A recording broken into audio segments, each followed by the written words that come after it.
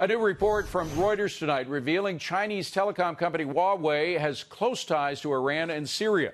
Court documents reportedly show a high-level Huawei executive was appointed as the manager of Skycom Iran, and that Huawei conducted operations in Syria using a holding company that was registered in Mauritius.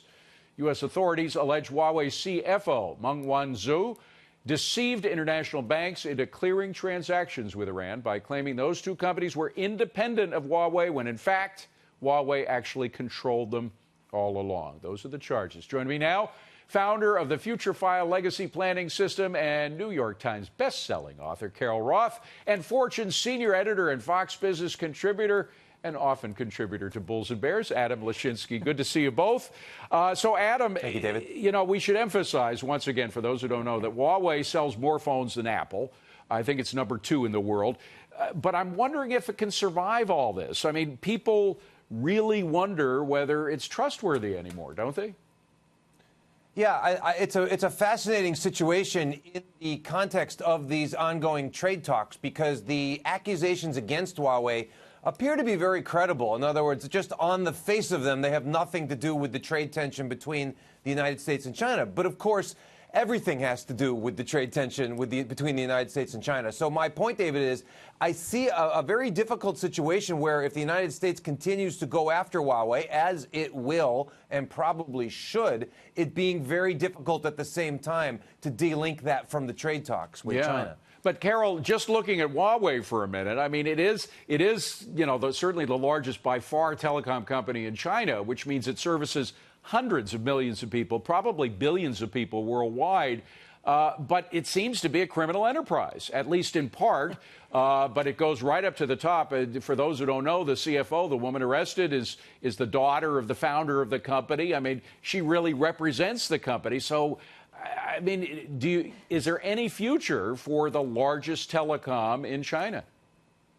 Well, this is the spin, and this is what we're hearing here in the United States. But I guarantee you, David, in China, they're not hearing this story. And I would imagine throughout Asia, they're probably spinning a different story than the transparency that we're getting here in the United States. And this goes to the bigger issue that we have with China and all of the government-linked enterprises. They certainly can't step up and say that we know these things are going on, but these types of things do happen in China. Part of the reason why we're in these discussions with them to begin with. So I think that in certain markets, certainly it's going to survive, because I don't even think the consumer is going to know. Well, Adam, you now have David, you have the Consumer Electronics Show going on right now in Las Vegas. I'm just wondering if the folks there, and you're in Silicon Valley, you know how these people think. When you hear stories about Huawei and ZTE and other Chinese firms embedding spyware in some of their products, of course, including the phones, I mean, do they say that's real, that they wouldn't trust these phones? They wouldn't trust what Huawei and ZTE does? It's complicated. Most people I talk to believe there is real reason for concern. When you dig deep on these things, they always express it that way. There are real reasons for concern, as opposed to we have found these transgressions. So yes, the concern is real. I wanted to point out, David, I think you answered your previous question. Yeah. Huawei has a business. It's called China. And that's not going away anytime soon. That's right. That's right. Although China is experiencing severe shortages in terms of consumers, not only from the United States and other countries, but from within itself. And Samsung had a very troublesome report today that their profits are expected to dip 29%, Carol. And I'm just wondering how much of that is because of the slowdown in China.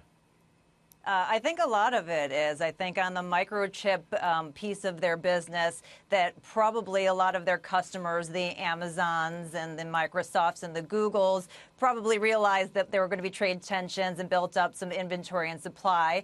And in addition to that, they also sell those chips into China and have a production facility in China. So that's a large piece of it. And then certainly on the phone piece of their business, they have a lot of competition from China, as well as all of the issues there. So I think weighing heavily on both pieces of those businesses for Samsung. So, Adam, on top of all this, on top of the Huawei prosecution, on top of the slowdown in China, we have these talks ongoing in Beijing. The president, of course, is going to be going to Davos in a couple of weeks. Won't be meeting with President or Prime Minister. Is it President or Prime Minister? President Xi.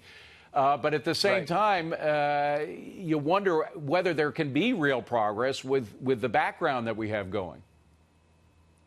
Yeah, the president has a real conflict here. On the one hand, he would like the stock market to go back up, and not just a little bit, but a lot. We know that. On the other hand, he needs a real deal with China. This is really one of the two issues he's staked his presidency on, the other being the immigration issue that you were talking about earlier. Yeah. I predict he will reach a deal with China, and he will say that it's a real deal. And I think people will be quite satisfied with that, whether or not it is a real deal. Carol, we only have 30 seconds, but it was long overdue, wasn't it, to press the Chinese to do what they have pledged to do and what they haven't been doing for all these years? Absolutely, and I don't think it's as much on the trade and tariff side as it is on the areas of intellectual property and things like cybersecurity. So I hope any deal certainly focuses on that, David. Carol Roth, Adam Lashinsky, great to see both of you. Thanks for coming in.